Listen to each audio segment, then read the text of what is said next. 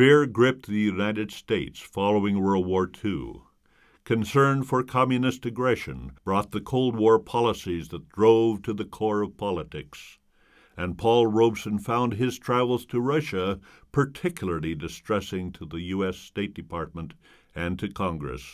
The House Un-American Activities Committee and other hearings groups put many artists in direct collision with witch hunts and fishing expeditions of powerful groups intent on discovering and punishing any communist sympathizers that could be rounded up. Paul Robeson, among many others, was required to testify.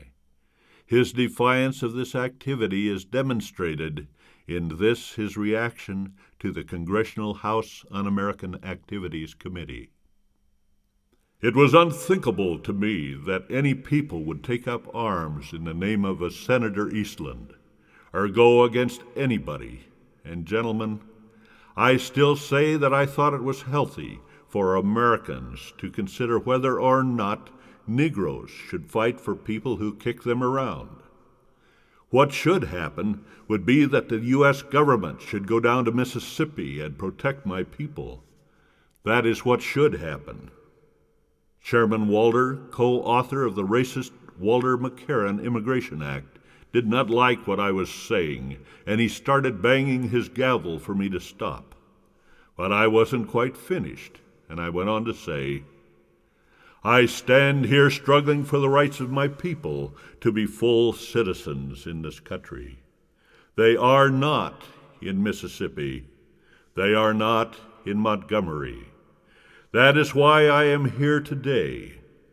You want to shut up every colored person who wants to fight for the rights of his people. And another Paul Robeson statement infuriated the committee. In Russia, I felt for the first time like a full human being.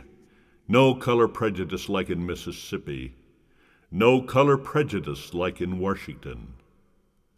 One of the committee members angrily demanded, "Why did you not stay in Russia?" "Because my father was a slave," I retorted, "and my people died to build this country, and I am going to stay right here and have a part of it just like you, and no fascist-minded people will drive me from it. Is that clear?" Paul Robeson had his passport revoked and was unable to travel abroad. Concerts were held across borders such as the Peace Arch Park in Washington State on the border with Canada. And a telephone concert to London was attended there by 160,000 people. Paul was blacklisted as a communist sympathizer, resulting in banning him from practicing his art.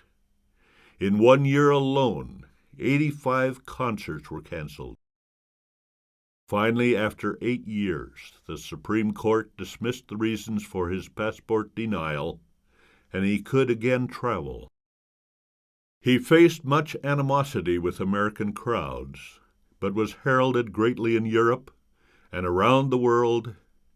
He traveled and performed for 5 years, returning to the United States, and a brief few years of renewed acceptance. Paul Robeson was ill most of the last 10 years of his life.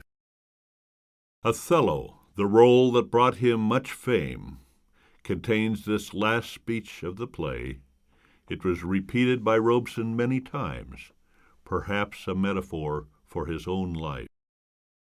The last speech of Othello that he makes as they take him away to Venice, he speaks as one conscious of his own dignity and his own heritage, a culture rich as that of ancient Venice, and he feels that he has committed his error for his human dignity, not from any savage passions, and so he speaks.